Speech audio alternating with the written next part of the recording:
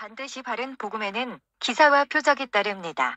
하나님이 우리를 통해서 삶 가운데서 역사하시는 방법은 우리의 입을 통해서 자신의 말씀을 드러내시는 것입니다. 예수님은 가서 가르치라고 말씀하셨습니다. 예수님은 우리에게 그의 말씀을 가르치라고 명하셨습니다. 그것이 하나님이 자신의 말씀을 통해서 우리 안에서 우리를 통해 역사하시는 방법입니다. 우리는 말씀을 나르는 운반자입니다. 우리가 말씀을 나르지 않고 전달하지 않으면 우리는 예수님께 불순종하고 있는 것입니다.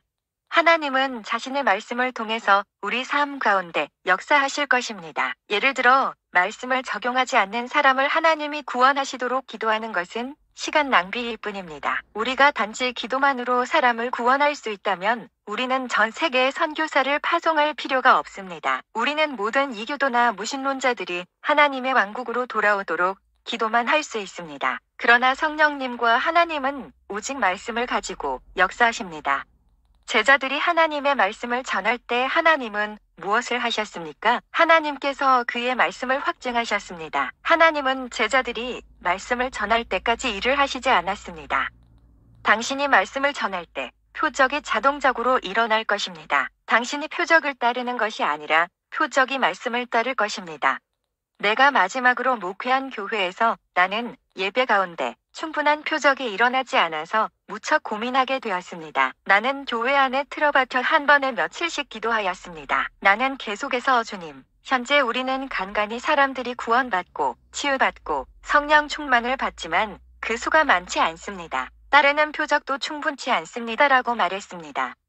마침내 주님께서 놀라운 말씀을 하셨습니다. 너는 나에게 표적과 함께 나의 말씀을 확정해달라고 기도할 필요가 없다. 너는 내가 나의 말씀을 확증하고 그리고 표적에 따라 일어나도록 기도하고 있다. 너나 내가 해야 할 일은 말씀을 전하는 것이고 확증은 내가 할 것이다. 내가 말씀을 전한다면 표적이 따를 것이다. 만일 표적이 따르지 않는다면 너는 말씀을 전하고 있지 않는 것이다.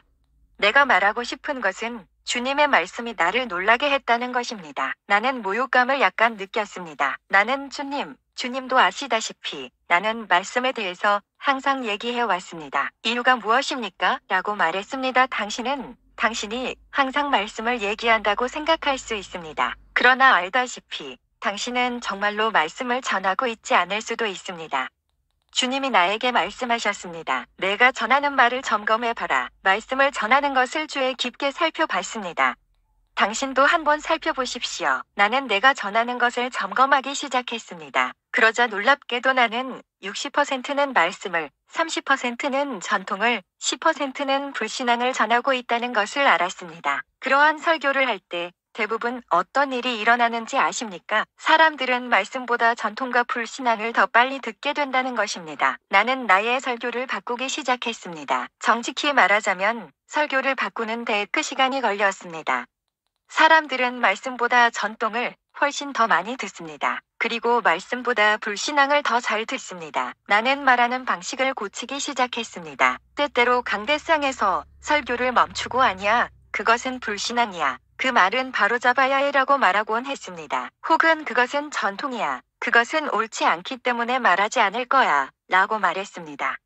어떤 사람들은 이렇게 말합니다. 그래요. 우리 순복음에서는 30년 동안 그렇게 전해왔습니다. 나는 말합니다. 그것은 여전히 전통입니다. 하나님은 어떠한 표적으로도 그것을 확증하시지 않을 것입니다. 내가 스스로 고치고 말씀을 바로 전하기 시작하자 표적이 따르기 시작했습니다. 내가 말씀을 더 많이 전하자 더 많은 표적들이 따르는 것을 보게 되었습니다. 반드시